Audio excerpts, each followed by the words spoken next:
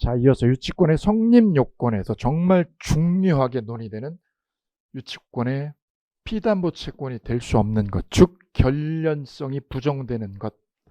자, 이 부분은 매년 시험 정답 지문으로 등장을 하고 있으니 꼼꼼하고 정확하게 파악하시기 바랍니다. 유치권의 결련성이 부정된다, 즉 채권하고 물건하고 연관성이 부정된다. 그러니 피담보 채권이 유치권의 뭐가 피담보 채권이 될 수 없는 것, 즉 유치권이 성립되지 않는 것을 말하는 거죠. 유치권이 성립되지 않는 거, 피담보 채권이 될 수 없는 것. 첫째, 보증금입니다. 두 번째는 권리금.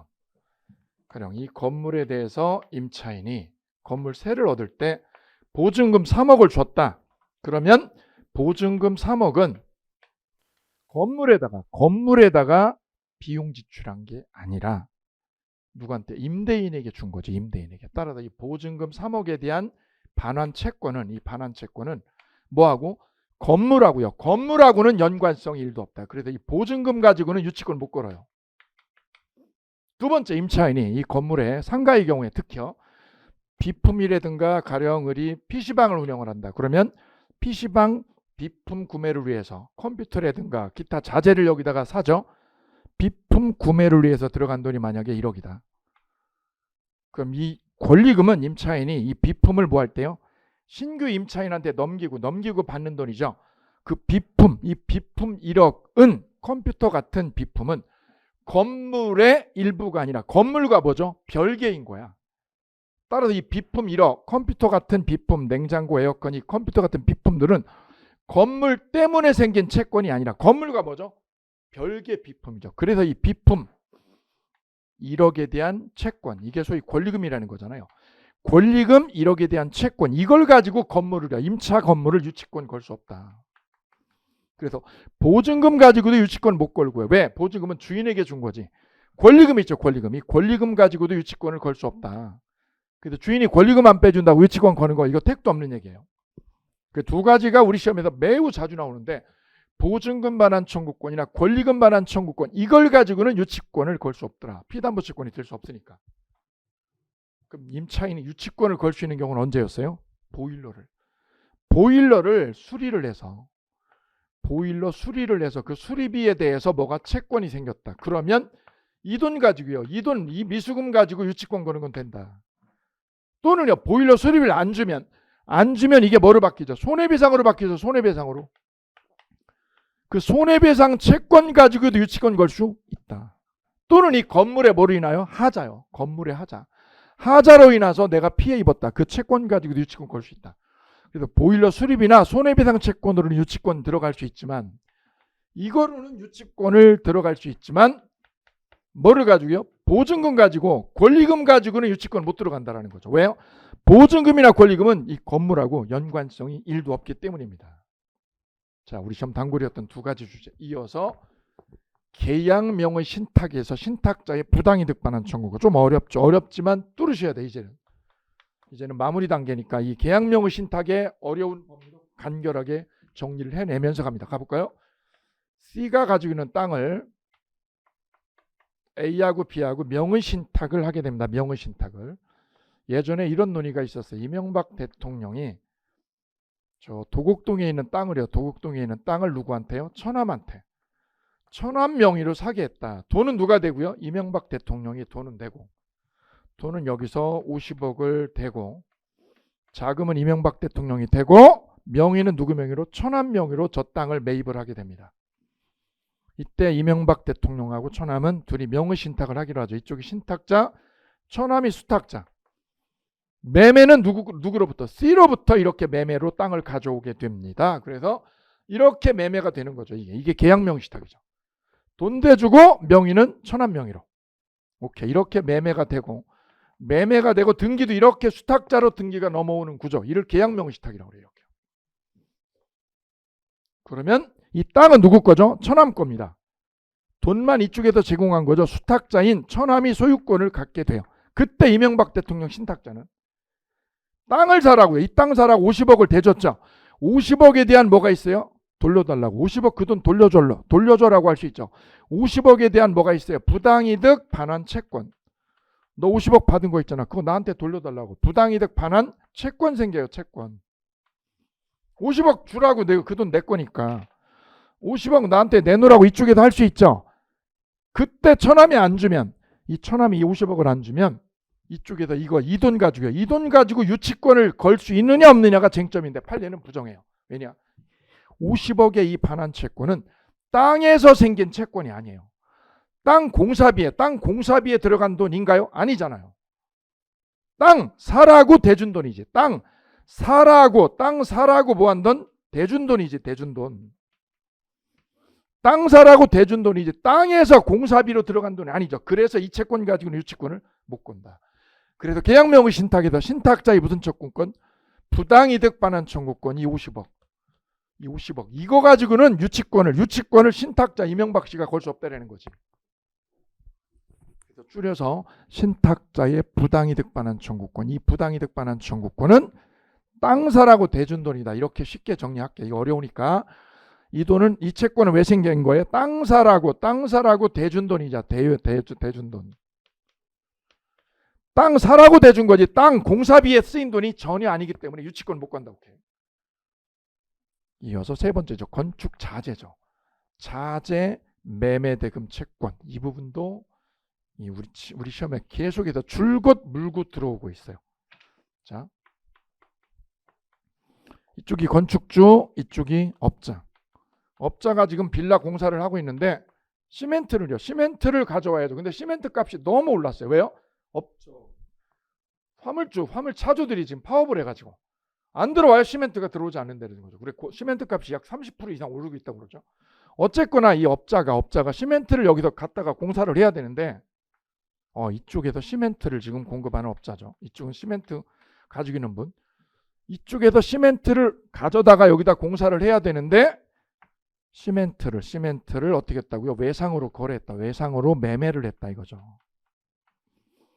시멘트 매매를 해서 뭐가 채권이 생겼다. 채권이 누구한테? 이 C에게, 이 사람한테.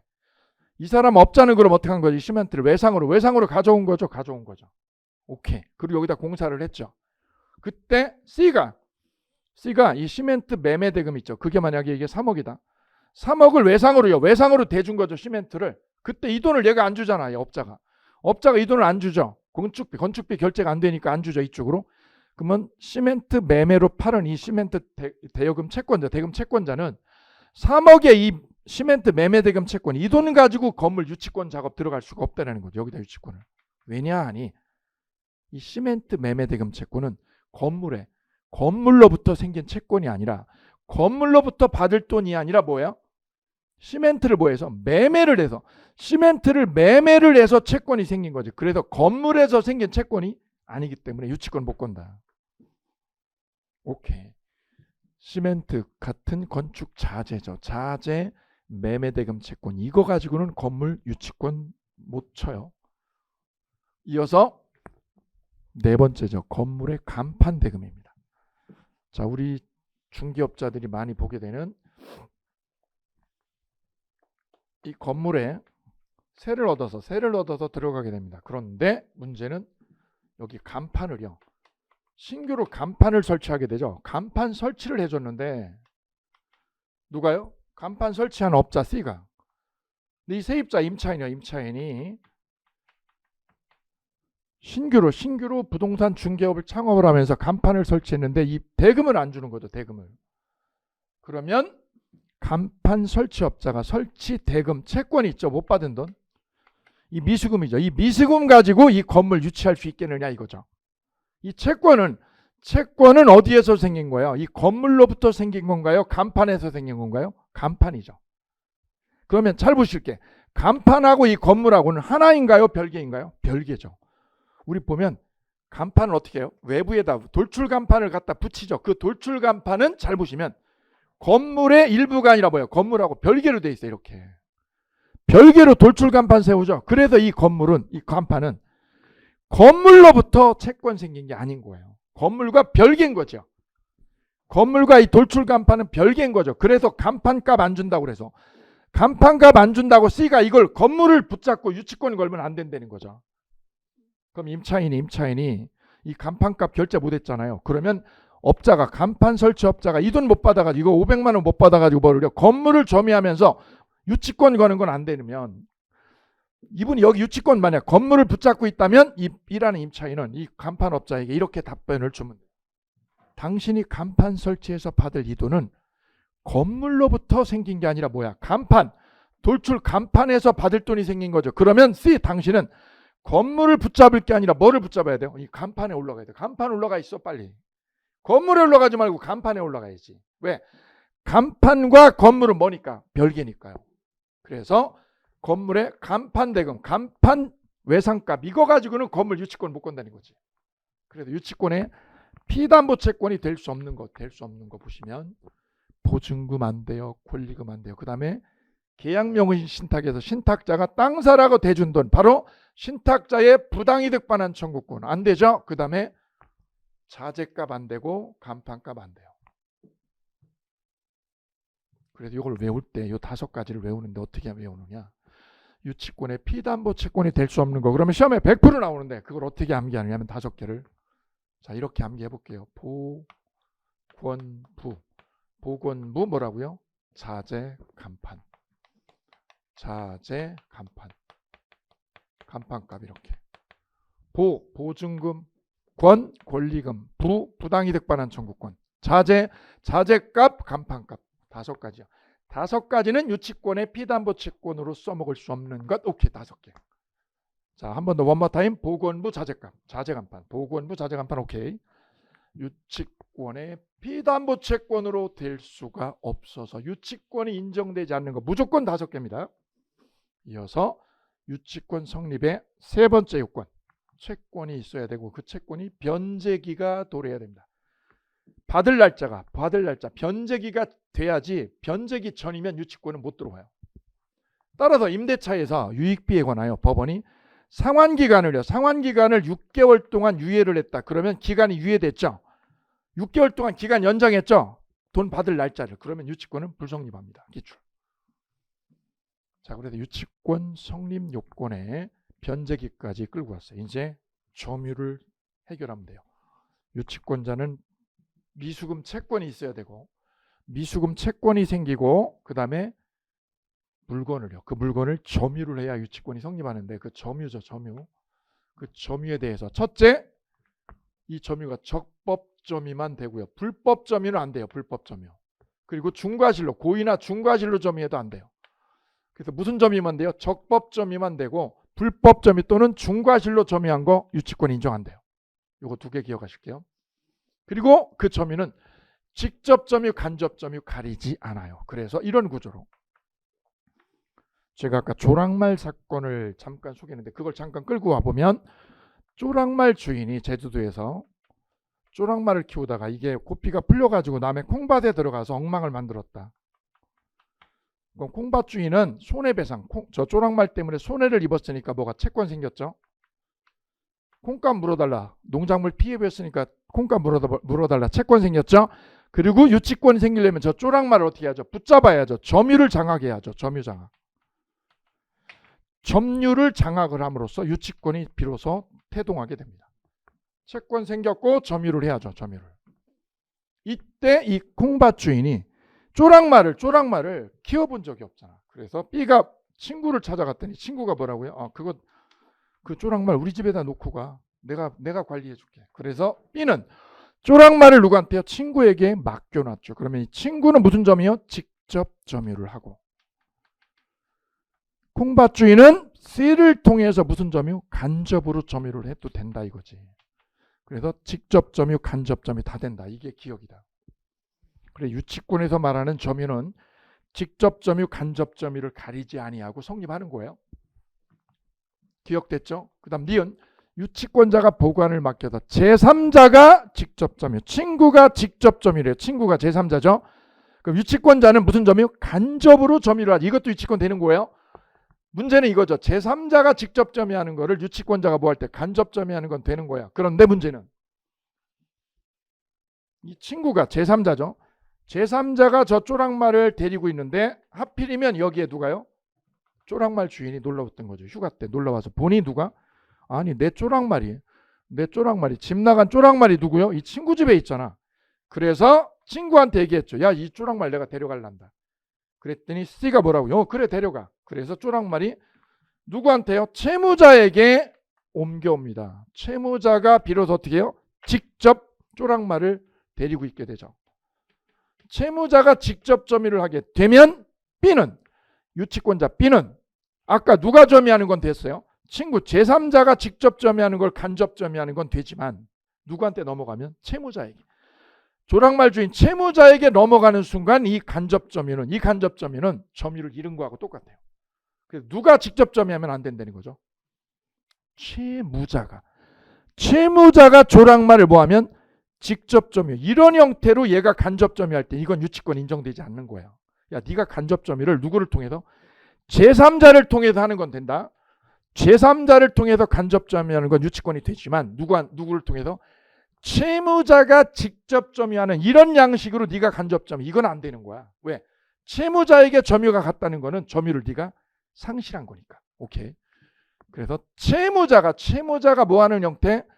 직접 점유하는 형태로 유치권자가 간접 점유한다. 이거는 유치권 인정되지 않는 거다. 여기가 시험 단골이 되겠습니다.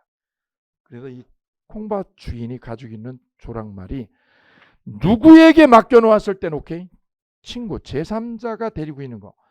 제3자가 데리고 있는 거는 되는데 누구한테요? 채무자가 직접 점유하면 유치권은 아웃이다. 여기가 점유에서 제일 중요한 거. 그 다음 니을이죠. 채권이 뭐하노? 발생한 뒤에. 채권이 발생한 후에 뒤에 점유를 취득해도 유치권은 인정된다는 이 개념인데, 예, 강의에서도 많이 어려워하는 부분인데요. 수험생들도 어려워하시고. 자, 보실까요?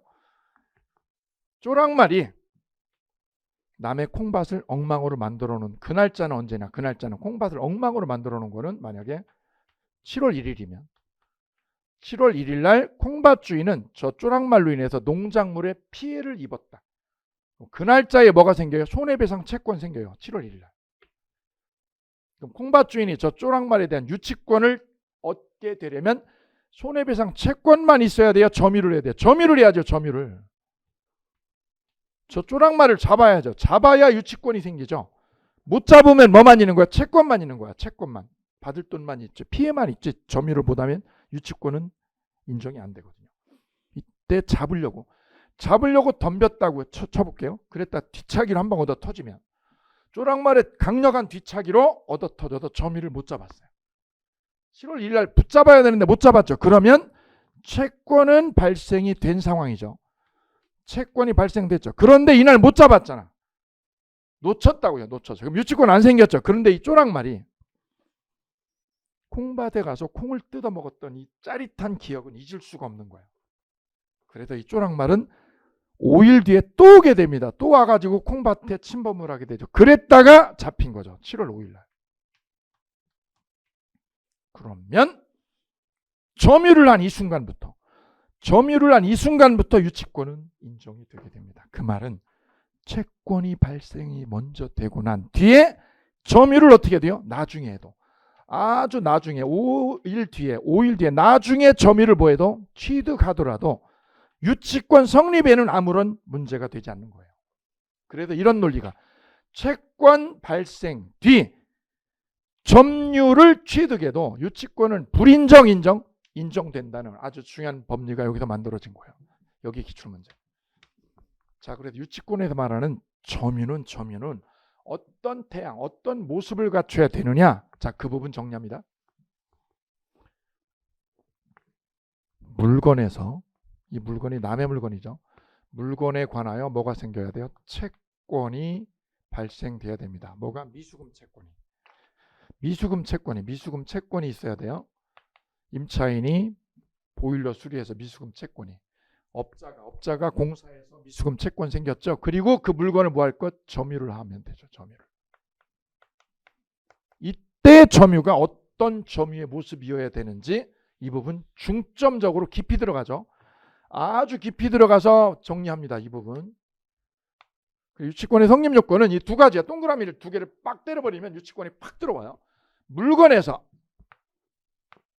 이 물건이 누구 물건? 타인의 물건. 이게 타인의 물건이면 채무자 거든 제3자 거든 가리지 않는다. 채무자 거든 제3자 거든 상관없죠. 단 자기 소유, 유치권자 자기 소유 물건은 안 되고 채권이 생기고 물건 점유하면 되는데 이때 점유는 어떤 모습의 점유를 말할까라는 거죠. 첫째, 적법 점유 오케이. 적법 점유 오케이. 뭐 안 돼요? 불법 점유 탈락. 불법 점유 안 되죠. 두 번째, 제3자가요. 제3자가 뭐 하는 점유? 직접 점유하는 거를 유치권자가 간접 점유할 때. 오케이. 제3자가 무슨 점유? 직접 점유를 하고 유치권자는요. 유치권자는 제3자를 통해서 무슨 점유할 때? 간접 점유할 때. 이건 오케이요. 이거는 유치권 인정된다. 근데 반대로 이거하고 반대되는 개념이 누가 직접 점유하면? 채무자가요. 채무자가 무슨 점유를요? 직접 점유를 하는 조랑말. 그거는 유치권 인정 안 된다. 채무자가 직접 점유하는 이런 형태로는 유치권 성립이 인정되지 않는다. 그 다음 니을이죠. 니을이 바로 채권 발생 후. 채권 발생 후. 그죠? 7월 1일 날 손해배상 채권이 생기고 붙잡은 거는 7월 5일 날.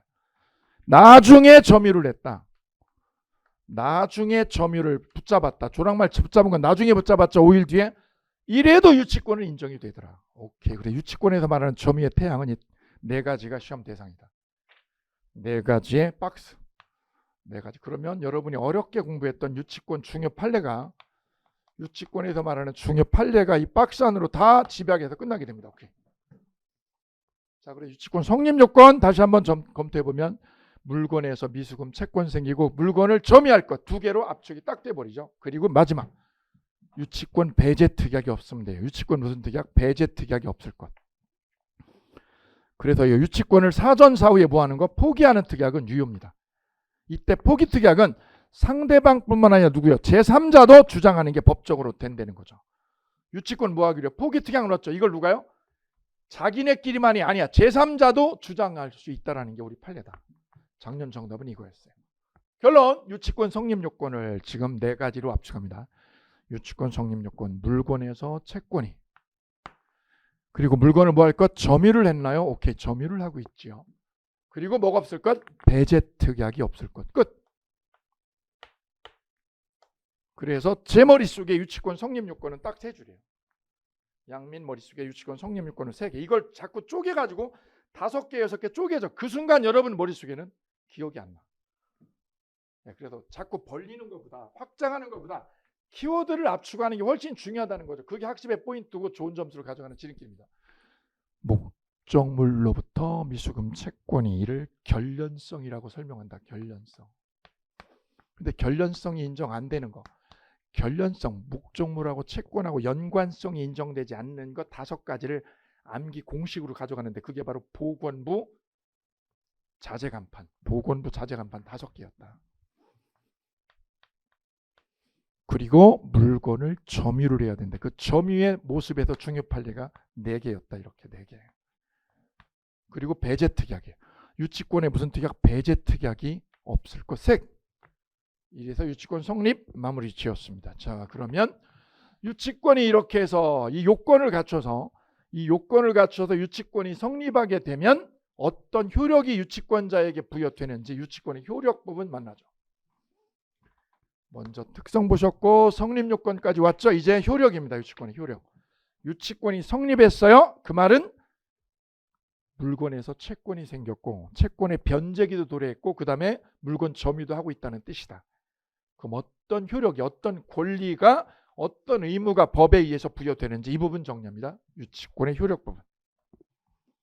먼저 권리죠. 권리 그리고 의무 있는데 먼저 의무가 먼저 나왔어요. 의무는 첫째 성관주의 의무 있어요. 타인의 물건을 점유한 사람은 관리를 어떻게 하죠? 이성을 가지고 잘 관리하죠. 왜? 남의 물건이니. 이를 선관주의 의무라고 한다. 유치권자는 선관주의 의무를 부담하는데 그 의무는 유치권자뿐만 아니라 누구야? 임차인도 똑같고 전세권자도 똑같아요. 남의 물건을 보관하는 사람은 이성적으로 관리를 잘 해줘야 되죠. 다음 사용, 대여, 담보 제공 3가지죠. 사용할 때, 대여할 때, 담보 제공할 때는 전제 조건이 있는데 그게 바로 채무자의 승낙이다. 승낙을 얻을 의무가 있다. 요거 암기하셔야 돼요. 따라서 리딩 해볼까? 리딩. 사용, 대여, 담보 제공 시 채무자의 승낙을 얻을 의무. 이게 유치권자의 의무다. 유치권자 의무 사항은 두 가지 사항이 있는 거죠. 성관주 의무, 다음 사용할 때 주인의 승낙을 얻을 의무. 이렇게 줄여가지고 축약해서 정리할 것. 그 다음 유치권자의 권리를 이제 정리하시면 되겠습니다. 유치권자 권리 부분. 자, 암기법으로 정리합니다. 암기법. 첫째, 유치권자는 경매권이 있어요. 유치권자는 채권의 변제를 받기 위하여 경매 칠 수 있습니다. 단 정말 조심할 거는 유치권자가 경매를 때리는 건 된다는 거예요. 왜요? 받을 돈 있잖아. 우선 변제권이 없어요.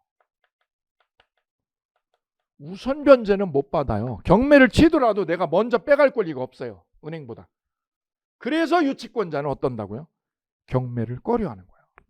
경매는 내가 치는데 건물에 대해서 유치권자가 못 받은 미수금이 있으면 경매를 칠 수는 있죠. 법에 의해서. 그런데 뭐는요? 우선 변제를 할 수 없어요. 그러니 유치권자는 경매를 꺼려하는 성향이 있어요. 왜요? 경매를 해도 내가 못 건져. 내가 돈을 못 가져가. 은행이, 저당권자인 은행이 다 빼가. 소위 이걸 뭐라고 그래? 죽 서서 개 주는 거지. 내가 경매했는데 돈은 은행이 가져가. 그래서 유치권자는 경매를 꺼려한다는 거죠. 경매권이 있으나 뭐가 없어서 우선 변제권이 없기 때문에 유치권자는 경매를 싫어하는 경향이 있어요. 두 번째, 유치적 유력이 있어요. 유치적 유력이라는 건 뭐죠? 점유를 해서 버티는 거야. 버틴다, 버텨. 이때 유치적 유력이 시험에 잘 나오는 거는 요 다음쯤은 이 부분입니다. 만약에 A 건물에 대해서 B가 유치권을 가지고 있었다. 이렇게 건물에 대해서. 그죠? 예, 미수금이 있었다는 거죠. 유치금이 있었다는 거는, 유치권이 있다는 건 미수금 채권이 있었다는 거. 나 미수금 못 받은 게 여기에 50억이에요. 그래서 유치권을 가지고 있어. 그죠? 그런데 건물이 경매로 넘어가면 낙찰자에게 경매로 넘어가면, 그래 유치권은 시험에 꼭 이 형태로 나와요. A 소유 건물에 대하여 B가 유치권을, 그리고 A로부터 C가 경매로 낙찰을 받은 이런 구조. 이 구조가 제일 일반적이고 보편적인 유치권 시험 형태. 이걸 갑, 을, 병으로 출제하든가 아니면 ABC로 출제하든가 셋 중에 하나. 그때 건물이 경매로 이렇게 낙찰자에게 넘어갔을 때 유치권자가, 유치권이 물권이니 누구한테요? 낙찰자에게도 들이댈 수 있다. 얘한테도 유치권은 들이댈 수 있다. 반면에 이 채권을요, 50억 미수금을 낙찰자에게 내놓으라고 소리 지르면 아니 되겠다 이거죠. 얘한테는 왜 안 되는 거냐? 채권은 채무자인 A에게, 이 미수금은 A에게 요구해야 되는 거다 이거죠. 그래서 이 유치권자가 유치권으로 낙찰자에게 주장하는 건 먹혀요. 유치권은 물권이니까, 물권이라서 누구한테? 낙찰자에게 주장할 수 있는데 누구한테는? 채권을 가지고 미수금 50억을 낙찰자에게 내놓으라고 소리 지르는 거는 번지수가 틀렸다. 그래 이 부분 유치권자는 건물에 누구한테요? 낙찰자에게 뭐로? 유치권으로 거절할 수 있다. 맞죠? 그런데 낙찰자에게 뭘 요구하는 거? 채무를 뭐 하라고요? 변제 청구는 할 수 없다. 이게 시험 단골. 당연한 거죠. 미수금은 낙찰자에게 요구하면 안 되는 거. 왜? 번지수가 틀렸잖아요. 그래서 뭐하고 뭐를 분리시키라는 거죠.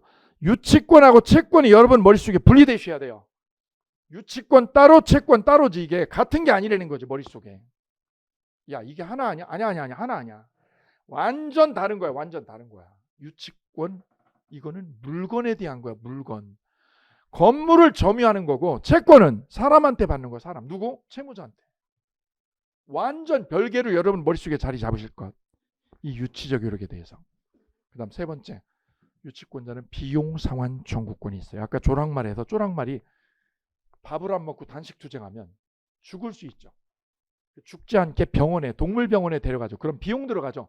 그 동물병원 비용이 만약에 100만 원이다. 그럼 100만 원의 비용을 추가로 요구할 수 있죠. 이게 비용상환 청구권이에요. 그 다음 간이변제 충당. 유치권자가 그 쪼랑말을 데리고 있다가 돈을 계속 안 갚으면 쪼랑말로 변제에 충당하는 거죠. 이를 간이 변제 충당이라고 그래요. 그럼 쪼락말을 어떻게 하는 거죠? 대물변제래. 대물변제로 돈 대신에 갖는 거야. 이를 간이변제 충당권. 그다음 마지막 5번째 과실수취권이요. 자, 이게 논란거리가 되는 과실수취입니다. 만약에요 쪼락말이 새끼를 낳아버렸다. 그러면 어떤 일이? 이제 재밌는 일이 생기게 됩니다. 이게 논란거리가 되는 거예요. A가 키우던 쪼락말이 남의 콩밭에 들어가 가지고 엉망을 만들었다. 농작물을. 그래서 콩밭 주인이 피해를 입어서 채권 생겼네요. 그러면 이제 저 쪼락말을 잡으러 가야죠. 잡자 점유를. 그래서 잡았다. 그러면 유치권이 태동하게 됩니다. 성립했죠. 잡으면. 잡았다 놓치면 유치권은 있다가 사라지는 거죠. 점유를 놓치면 유치권은 끝나는 거예요. 잡아야 돼요. 잡아야 돼요. 여기서 이 쪼락말을 유치하고 있는 이 유치권자가 데리고 있던 이 쪼락말이 새끼를 낳으면 이 새끼를 우리는 뭐라고 그러죠? 과실이라고 하죠. 과실. 여기서 문제가 되는 국면은 뭘까요? 과실 수취권이죠. 과실의 소유권이 아니라 수취를 콩밭주인 유치권자가 이 과실 수취를 할 수 있느냐라는 거죠. 우리 민법에는 유치권자는 과실 수취에서라고 적어놨어요. 과실을 수취하여 채권의 어디에? 변제에 충당하도록 법이 규정을 해놨어요. 무슨 말일까요, 저게? 이 말 새끼는 조랑말 새끼는 누구 건가요? 누구 거? 조랑말 새끼는 누구 거? 유치권자 거예요? 조랑말 주인 거예요? 아니면 우리 수험생이 저한테 아주 센세이셔널한 아이디어를 줬는데 이 조랑말 새끼는 제가요 유치권자 B 건가요? 아니면 조랑말 주인 A 건가요? 그랬더니 그 수험생이 뭐라고 했냐면 아니에요. 그게 아니야. 누구 건데요? 이거는 조랑말 얘 거래 말 거래 말이 났으니까. 아주 기발한 아이디어죠. 어쨌거나 이 과실의 수치를 우리 민법은 인정한다는 거죠. 그럼 여기서 말하는 과실 수치는 말 새끼를 콩밭 주인이 갖는다는 뜻이 아니라 말 새끼를 콩밭 주인이 갖는 건 아니에요. 이 말이 누구 거예요? 쪼락말이 A 거죠. 그럼 새끼도 누구 거예요? 이쪽 거지. 이쪽 거. 유치권자 거가 아니라. 그럼 여기서 말하는 과실 수치는 뭐냐? 이 새끼를 뭐 해가지고 경매 처분에서 변제에 충당할 수 있는 변제 충당권을 인정한 거예요. 변제 충당에 대해서 인정을 한 것이지 과실, 수익 목적의 과실 수치권을 인정한 건 아니다. 수익 목적의 과실 수치권 인정이 아니라 뭐를 위해서? 변제 충당하라고 변제 충당을 위해서 과실 수치하라고 인정한 것이다. 이 뜻이다. 간평사 문제. 유치권자의 과실 수치권은 수익 목적의 과실 수치권이다. 그러면 탈락이다. 유치권자가 이 새끼를 사용할 수 있는 거예요? 새끼를 사용하는 거예요? 새끼를 소유하는 거예요? 택도 없는 소리지. 이건 얘 건데, A 건데.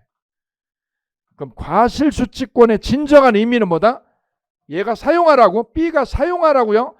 B에게 뭐를 준 거라고? 사용권을 법이 부여한 거라고요? 아니다. 이거 택도 없는 소리다. 무슨 사용권? 남의 말을 네가 왜 써?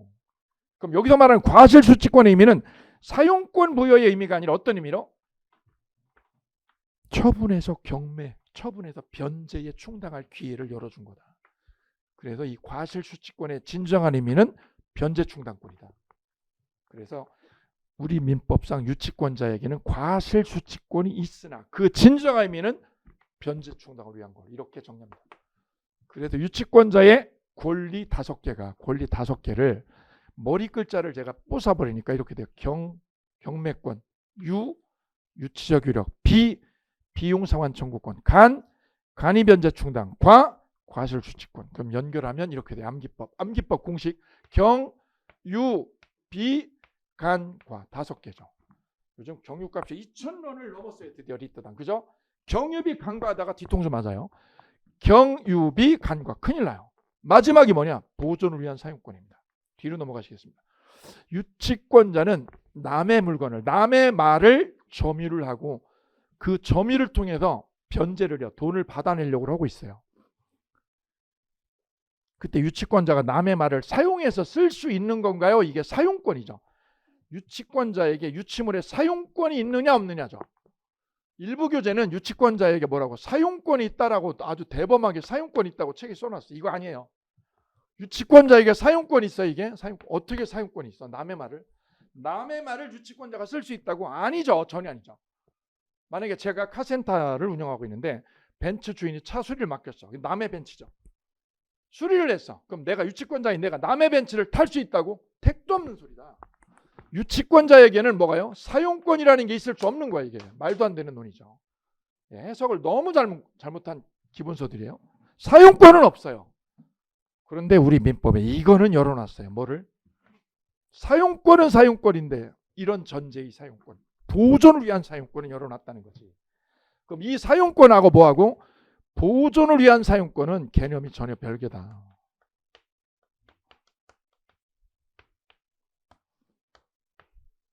사용권의 의미는, 위에 있는 사용권의 의미는 남의 조랑말을 유치권자가 쓸 수 있다고 어떻게 쓰냐고. 남의 벤츠를 유치권자가 사용할 수 있다고. 택도 없는 소리다. 그러면 여기서 말하는 사용은 무슨 사용? 보존을 위해서는 쓸 수 있다는 거죠. 바로 조랑말을 탈 수 있다 할 때 탈 수 있다 그 타는 거는 운동을 위해서, 보존을 위해서. 벤츠도 마찬가지다. 보존을 위해서 사용하는 걸 열어준 거지. 유치물을 원래 목적대로 사용하는 건 안 된다. 자, 이게 직접 문제가 된 사안은 이 사안입니다.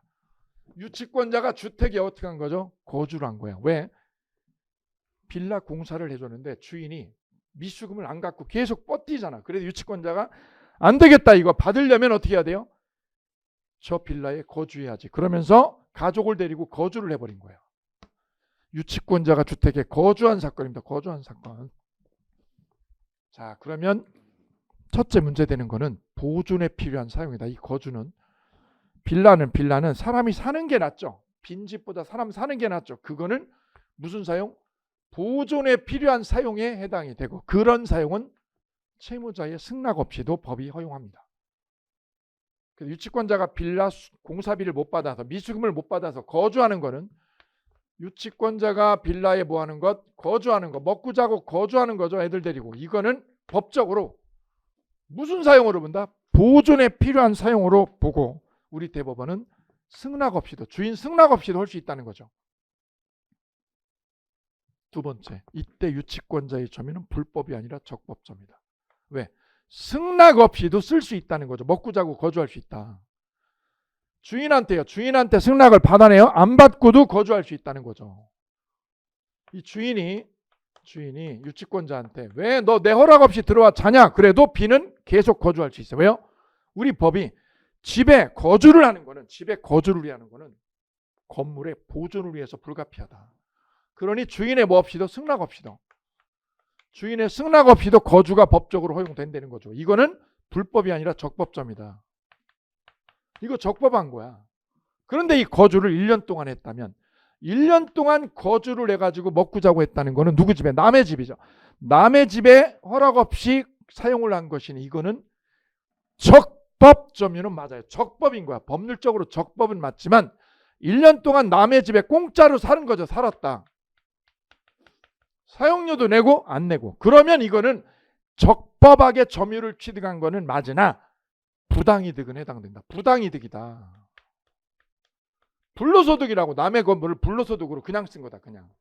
그러니 1년 동안 쓴 거에 대해서 어떻게 해라? 부당이득으로 반환을 해줘라. 그러니까 두 가지 국면으로 우리 대법원이 나눠가지고 정리를 해드린 거예요. 남의 집에 유치권자가 거주한 거는, 거주해서 먹고 자고 한 거는 적법점이다. 불법 아니고 적법이다. 그럼 유치권자는 얘 보고 유치권 소멸 청구 들어와요? 못 들어와요. 왜요? 적법점이니까.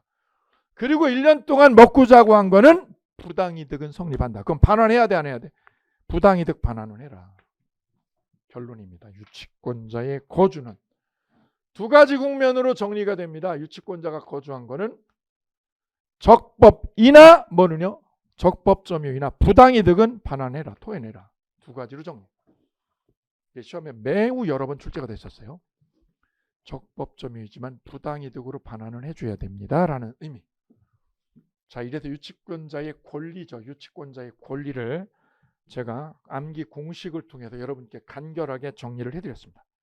경, 유, 비, 간, 과, 마지막이요. 보라고 보. 경매권, 유치적 요력, 비용상환 청구권, 간이변제 충당, 과실수취권 플러스 보존을 위한 사용권. 무슨 사용권? 보존을 위해서 주택에 뭐한 거? 거주한 거. 거주 사건이죠. 주택에 빌라에 거주한 사건 이거죠. 이 부분. 그래도 유치권자가 법적으로 허용되는 권리는 우리 민법은 6개를. 여기까지 5개 플러스 알파 보존을 위한 사용권 6개의 권리를 우리 민법이 열어놨습니다. 오케이. 의무는 2개. 성관조 의무하고 사용할 때 승낙받을 의무.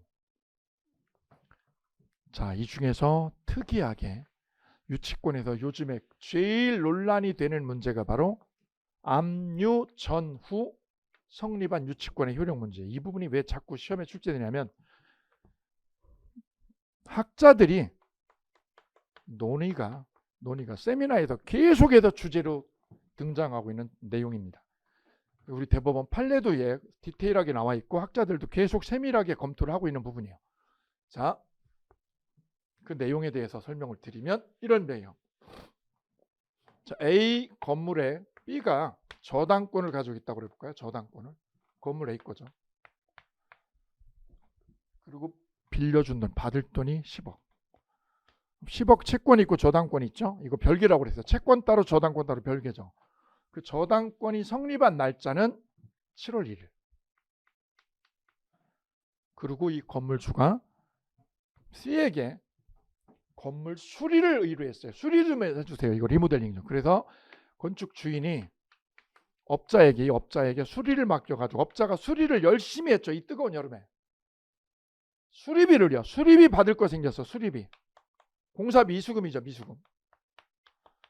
미수금 받을 게 여기 30억이 깔렸어요. 30억 미수금. 채권 있는 거죠. 미수금 30억에 대한 채권 생겼습니다. 자, 이때 A가 C에게 점유를 넘기면, 그래서 C가 저 건물에 대해서 점유를 하면 유치권이 생기게 되네요. 미수금 채권 30억 있고 점유했죠. 그럼 유치권 생겼네. 유치권. 그죠? 언제 생겼느냐면 이게 7월 31일.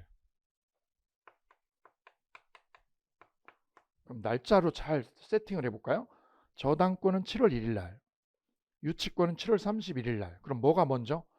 저당권이 설정한 뒤에 한 달 뒤에 유치권이라는 게 성립했죠. 그죠? 이때 유치권은 점유를 하는 거고요. 만약 이 건물이요 경매에 들어가면, 경매로 넘어가게 되면 유치권은 없어지나요? 살아있나요? 유치권은 경매로 살아있어요. 없어지지 않아요. 그래서 경매로 이게 낙찰이 되면, 경매로 넘어가거나 매매로 주인이 바뀌어도 새 주인에게 주인이 바뀌어도 유치권은 소멸을 안 해요? 안 해요. 그냥. 따라서 이 유치권은 저당권보다 뭐하면 늦게요. 저당권보다 늦게 성립했더라도 이 유치권은 누구한테요? 이 새 주인한테 유치권은 계속 주장할 수 있는 겁니다. 아까 말씀드린 유치권은 물건이니까요. 그런데 여기서 이제부터 반전이에요. 이 저당권자가 채권 회수가 안 돼서 이 10억을 못 받아가지고 뭐를요? 경매를 신청하면, 저당권자가 경매를 신청하면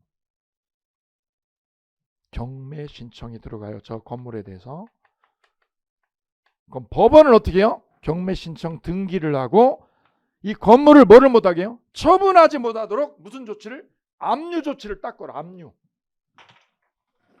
경매 신청이 들어오면 무슨 조치를 해요? 압류 조치를 합니다. 압류 조치. 그게 만약에 7월 1일이면,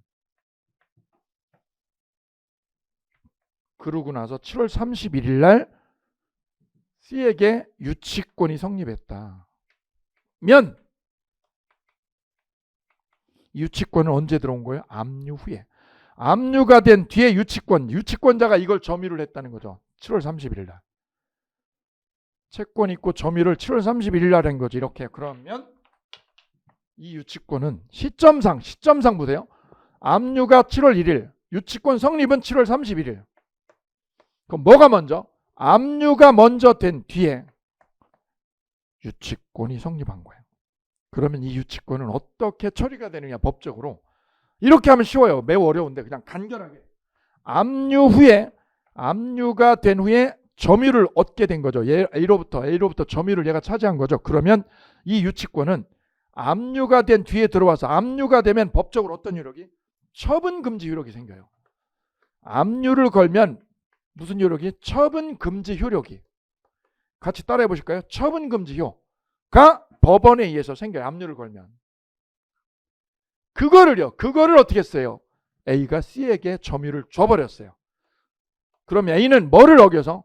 압류효력을 위반해가지고 점유를 얘한테 홀라당 넘긴 거죠. 그래서 이 유치권은 압류 조치가 된 후에 점유를 얻었죠. 그래서 이 유치권은 온전하지 못한 불완전한 유치권이 되는 거예요. 불완전한 유치권이다. 왜? 압류 조치가 된 뒤에. 압류가 되면 무슨 효력이? 처분금지 효력이 이미 생겼죠. 이거를 갖다가 얘한테 넘겨가지고 유치권이 생겨서 이거는 불완전한 유치권으로 자리가 세팅된다.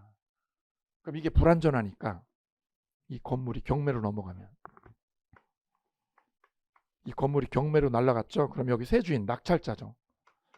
낙찰자가 D라면 낙찰자에게 이 유치권이 어떤 유치권? 완전해요? 불완전해요? 불완전하죠. 이 C가 유치권을 낙찰자에게 주장을 못한다는 거다. C는 어떤 유치권? 불완전 유치권자 C는 이 유치권을 가지고 누구한테요? 낙찰자에게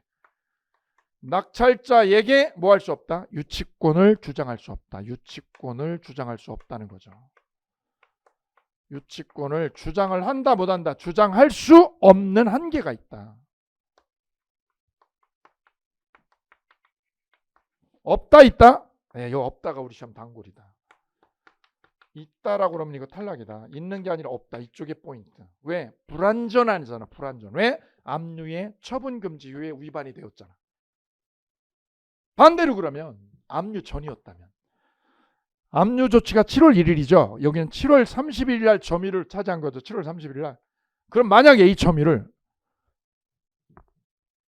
5월 달 했다면 압류 전이었다면 압류 조치 들어오기 전에 C가 점유를 취득했다. 유치권이 취득했다. 유치권이. 그러면 위하고 정반대가 되겠네요.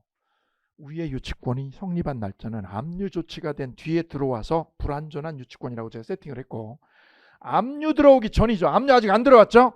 압류 들어오기 전에 얘가 유치권을 얻었다. 이거는 완전한 거지. 완전한 퍼펙트한 유치권이다. 완전 유치권. 그럼 이 완전한 유치권은 당근 누구한테도 낙찰자에게 경매로 넘어가도 물건이 낙찰자에게 넘어가도 이 유치권은 뭐 한 거니까? 완전한 거니까 대항할 수 없다 있다? 대항할 수 있다. 바로 이 두 가지 지점이 시험 포인트 되겠습니다. 위에는 주장할 수 없고 밑에는 주장할 수 있다. 이 부분이다. 국면의 시험 포인트는 언제? 압류 후에. 압류 조치 후에, 즉 경매 기입 등기 후, 같은 말이에요. 경매 기입 등기 후 또는 압류 후에 점유를 취득해서 성립한 유치권은 불완전 유치권이라고 머릿속에 아예 세팅을 하세요. 저하고 통일을 하는 거. 저하고 압류 조치 후에 점유를 하면 불완전 유치권. 그거는 누구한테요? 낙찰자에게 주장할 수 없다. 불완전해서. 그런데 압류 들어오기 전이면. 압류 안 들어왔는데 점유했죠. 완전하죠. 낙찰자에게 주장할 수 있다. 오케이. 자, 이 부분이 우리 시험 단골입니다.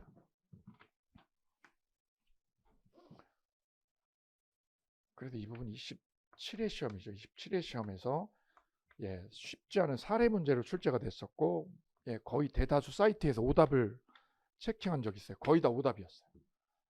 자, 다시 한번 점검해 드립니다. 나아가서 이번에는 여기 정리해 보면 기억은 압류 후죠. 니은은 압류 전. 차이 정리됐어요. 압류 후니까 이거는 불완전 유치권. 낙찰자에게 주장할 수 없다.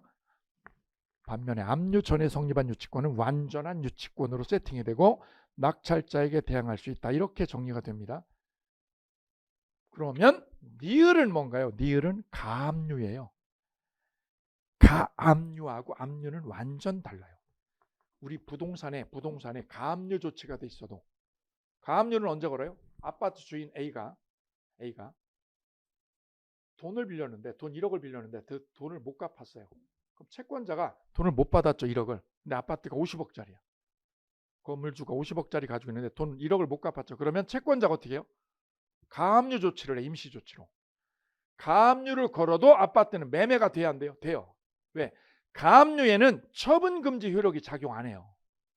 처분금지 효력은 뭐가 언제 작용해요? 압류가 될 때. 압류까지 들어와야 처분금지 효력이 생기는 거지. 가압류된 거는 물건을 매매하는데 문제가 없어요. 그래서 뭐가 된 거? 압류가 아니라 뭐 가압류가 들어온 뒤에 성립한 유치권은 불완전이 아니라 이건 완전한 유치권이에요. 완전한 거야. 가압류 후에 성립한 거, 저당권 설정 후에 성립한 거 다 완전한 거야. 완전해요. 그럼 이 중에서 이 4개 중에서 불완전한 건 어느 거야? 압류 후. 요거 하나다. 압류된 후에 성립한 유치권만 불완전 유치권으로 세팅. 나머지는요? 나머지는 완전한 거다. 가압류된 후에 저당권 설정한 뒤에 유치권 성립했죠. 다 완전한 거예요. 완전한 거야. 이 국면, 요 국면을 구별을 꼭 해두십니다. 자, 이게 법적으로 유의미한 거는 이런 것 때문이에요. 여기 저당권이 있어요. C 앞으로 유치권이 있어요. 자, 원래 유치권은 경매가 되면 낙찰자에게 주장해요, 못해요? 주장합니다. 왜? 유치권은 경매로 깨지지 않아요. 그래서 유치권은 경매가 돼도 깨지지 않으니까 낙찰자에게 주장할 수 있는 겁니다. 그죠? 그런데 말이죠, 이 유치권이 박살나는 경우가 있다. 유치권이 낙찰자에게 박살나가지고 유치권으로 대항할 수 없는, 유치권으로도 싸울 수 없는, 대항을 전혀 할 수 없는, 저항할 수 없는 상황이 딱 하나 있는데 그게 바로 어느 경우냐? 압류 후에 유치권이 들어왔을 때. 그래서 우리 시험에도 압류 후에 성립한 유치권은 경매가 되면 개박살 난다는 거. 개박살. 이거 개박살이라고. 아예 이렇게 머릿속에서 세팅을 합니다. 유치권이 개박살 나는 경우가 있다. 언제? 압류 후에 들어온 유치권. 압류 전은 박살 안 나. 얘한테 주장할 수 있어요. 유치권으로 낙찰자에게 얼마든지 싸우고 쟤하고 싸워서 이길 수 있어요. 유치권으로. 그런데 누구한테요? 낙찰자한테 개박살 나는 경우가 딱 하나 있는데 그게 바로 압류 후 성립한 유치권이다.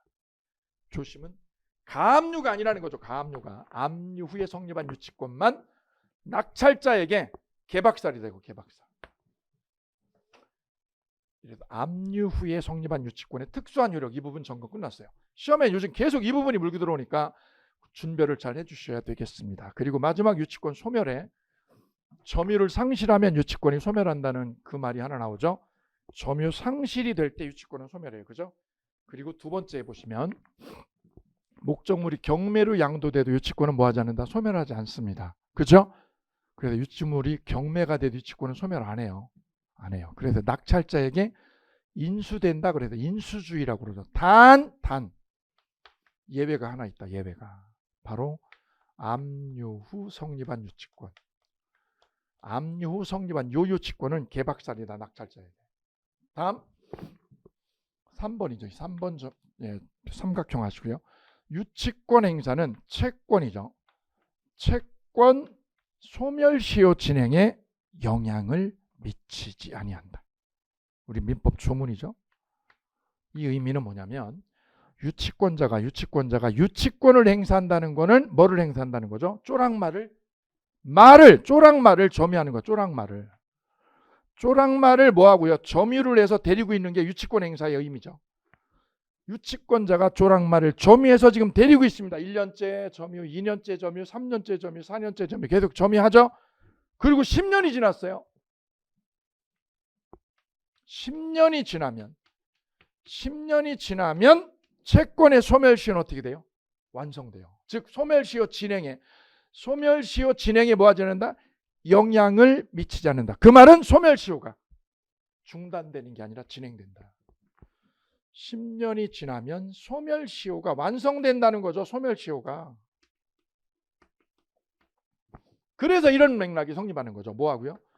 유치권 행사라는 개념과 뭐하고요? 채권이 분리가 돼야 된다 이거지. 유치권은 뭐에 대한 거죠? 말을 데리고 있는 거. 말 데리고 있으면서 말하고 지금 씨름하는 거죠. 말똥 치우면서.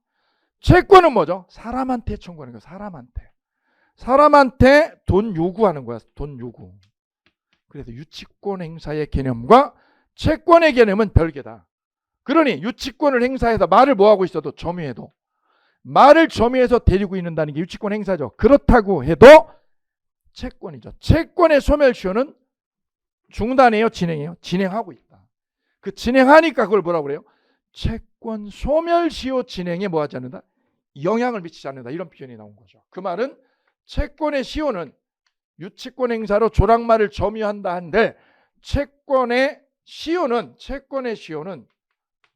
진행이다 중단이다. 진행이지 중단이다 그럼 틀린다 이거죠. 중단이 아니야 진행이야. 왜? 채권하고 조랑말 점유하는 거는 영역이 별개니까.